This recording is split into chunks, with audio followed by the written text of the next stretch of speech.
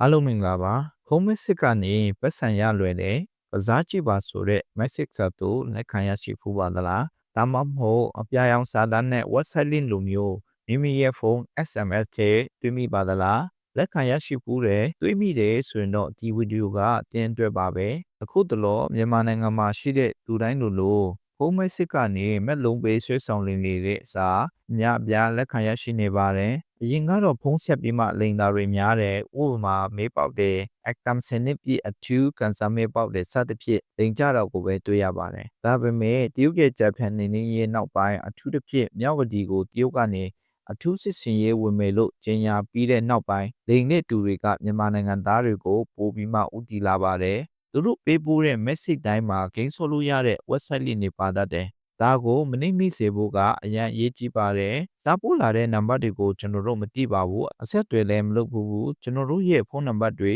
သူတို့စီကိုဘယ်လိုရောက်သွားသလဲ။ထိုနည်းတူတမ်းပေါင်းများစွာတော့သူတွေရဲ့ဖုန်းနံပါတ်တွေကိုလိမ်လေတဲ့သူတွေဘယ်လိုရရှိသွားသလဲ။ဒီအကြောင်းအရာကိုကျွန်တော်လေးလာမိသလောက်ပြောပြပေးချင်ပါတယ်။ကျွန်တော်ရဲ့ channel ကို like and subscribe တို့ဖြင့်ပါဝင်ကူညီနိုင်ပါတယ်။ပထမဆုံးအနေနဲ့နီးပညာကုမ္ပဏီများရဲ့ data ခိုးယူရခြင်းကြောင့်လဲကျွန်တော်တို့ရဲ့ဖုန်းနံပါတ်တွေလိမ်ညာတဲ့သူတွေစီပါသွားတတ်ပါတယ်။ဟုတ်ပါတယ်ဟက်ကာတွေအနေဖြင့်နီးပညာကုမ္ပဏီတစ်ခုခုကိုဟက်ပြီး data ခိုးယူခြင်းအဖြစ်သုံးစွဲသူတွေရဲ့ data အချက်လက်တွေပါသွားတတ်ပါတယ်။ပါသွားတဲ့ data တွေကိုကိုယ်တိုင်အသုံးပြုမယ်ဒါမှမဟုတ်မောင်ခို website မှာတွားရောက်တဲ့အခါလိမ်လေတဲ့သူတွေလက်ထဲရောက်သွားနိုင်ပါတယ်။နံပါတ်2အချက်ကနီးပညာကုမ္ပဏီတွေကသူတို့မှာရှိတဲ့ data တွေကိုဈေးကွက်ရဲ့လိုအပ်ချက်ပေါ်မှာမူတည်ပြီးမှရောင်းစားလိမ့်ရှိပါတယ်။သူတို့ရဲ့နီးပညာအသုံးပြုသူတွေကဘယ်လို post တွေကိုစိတ်ဝင်စားကြတယ်ဘယ်လိုဗီဒီယိုကိုပိုကြည့်ကြတယ်စသဖြင့်ကိုယူကိုတာအချက်လက်တွေကိုတခြားကုမ္ပဏီတွေကိုရောင်းကြတာပါ။ဒီလိုရောင်းတဲ့အခါလာဝယ်တဲ့သူတွေက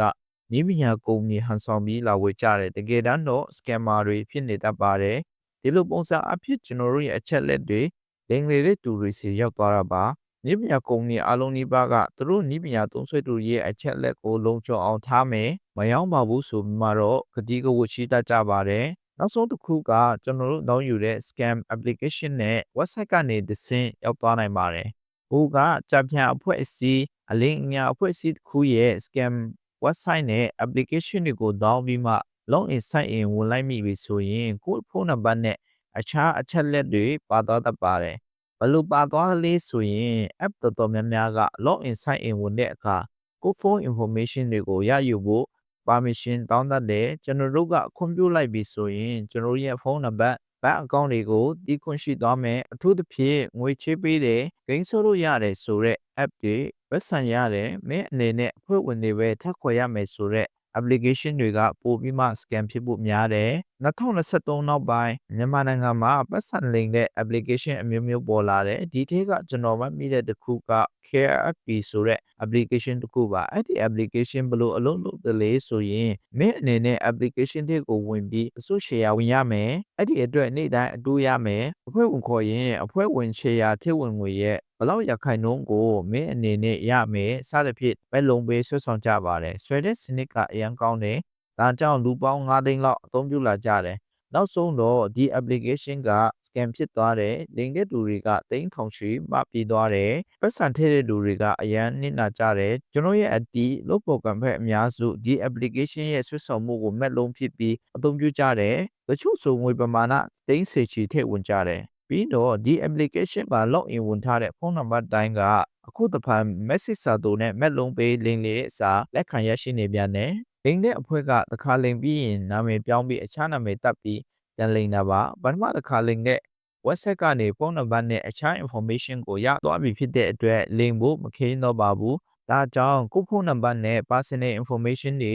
လိမ်တဲ့သူတွေစီပါမသွားအောင်မယုံကြည်ရတဲ့ website နဲ့ application တွေကိုဝင်မိစေဖို့တတိရှိစေချင်ပါတယ်နောက်ဆုံးအနေနဲ့အကြံပြုချင်တာကမတိတဲ့ဒဇိမ့်တွေ message တို့မဟုတ်ဖုန်းဆက်ပြီးမှပတ်စံအကြောင်းပြောပြီးဆိုရင်ဘလောက်လိုက်ပါလို့ပဲပြောချင်ပါတယ်ကြည့်ရှုသူအားလုံးဘေးကင်းကြပါစေ